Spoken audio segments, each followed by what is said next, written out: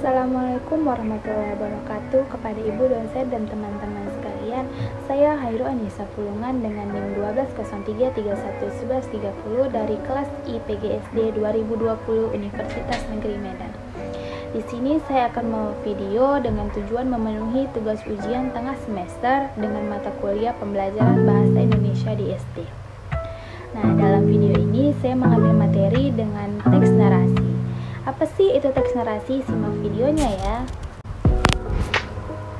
Apa sih itu teks narasi? Apakah kalian sudah pernah mendengar apa kata teks narasi? Mungkin sudah tidak asing lagi mendengar hal tersebut.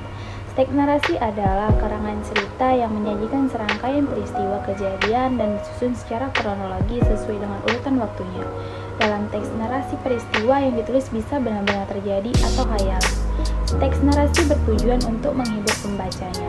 Contohnya adalah cerpen, novel, dan cerita inspiratif.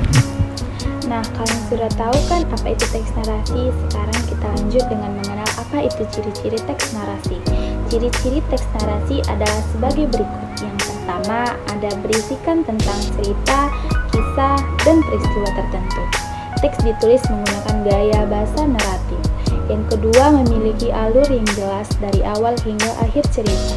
Dan yang ketiga, terdapat suatu peristiwa maupun konflik. Yang keempat, ada unsur-unsur pembentuk seperti tema, latar, alur, karakter, dan sudut pandang.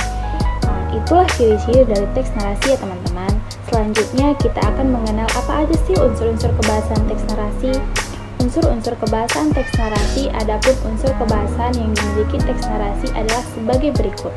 Yang pertama, menggunakan majas metafora. Yang kedua, kata kerja transif dan intransitif. Yang ketiga, menggunakan kata benda, sifat, frasa, atau klausa. Dan yang terakhir, menggunakan kata penghubung penanda urutan waktu. Nah, selanjutnya ada jenis teks narasi.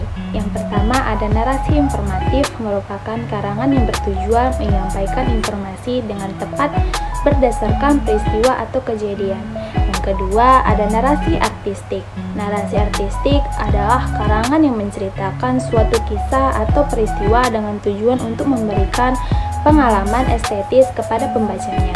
Jenis ini biasanya berupa fiksi atau non-fiksi dengan bahasa figuratif atau kiasan. Yang ketiga ada narasi sugestif. Narasi sugestif adalah narasi yang menceritakan sebuah peristiwa atau kisah dengan maksud terselubung kepada para pembaca atau pendengarnya. Nah, selanjutnya ada struktur teks narasi. Yang pertama itu ada orientasi. Orientasi ini berisikan waktu, tempat, tokoh, serta watak dari setiap tokohnya dan apa yang sedang terjadi. Yang kedua itu ada komplikasi. Pada bagian ini, penulis menceritakan kejadian penting, sebab, dan pemicu yang menimbulkan konflik antar tokoh. Yang ketiga itu ada resolusi. Pada bagian ini, konflik menurun dan dapat diselesaikan. Yang keempat ada reorientasi. Bagian ini berisikan penutup teks yang berisi pesan moral terhadap cerita tersebut. Tahap ini tidak wajib dalam sebuah teks narasi. Selanjutnya ada tujuan teks narasi. Teks narasi ini memiliki tujuan sebagai berikut. Yang pertama, memberikan informasi untuk menambah pengetahuan kita. Yang kedua, memberikan wawasan kepada pembaca. Yang ketiga, memberikan hiburan. Dan yang keempat, memberikan pengalaman estetis kepada pembaca. Cara menulis teks narasi. Berikut adalah cara menulis karangan narasi. Yang pertama itu ada mencari dan menentukan tema, seperti serta amanat yang ingin disampaikan. Yang kedua itu menentukan sasaran pembaca. Dan yang ketiga membuat rancangan mengenai peristiwa utama dan membentuk alur yang sesuai pada skema yang diinginkan dan ditampilkan. Dan yang keempat, merangkai urutan peristiwa utama menjadi beberapa bagian seperti pembukaan, pengembangan, dan akhir cerita. Yang kelima, membuat rincian dan penjelasan mengenai kejadian-kejadian utama secara detail untuk mendukung cerita. Yang keenam itu menyusun skema tokoh, watak, alur, latar, dan sudut pandang. Yang ketujuh itu memahami dan mengerti bagaimana aturan tanda baca setiap kalimat yang ada di dalam cerita. Struktur teks narasi. Membuat teks narasi sebenarnya tidak sulit loh, namun Anda harus memperhatikan struktur dari teks tersebut. terdapat struktur teks narasi yang harus dipahami. Nah, di sini saya akan membacakan contoh teks narasi singkat.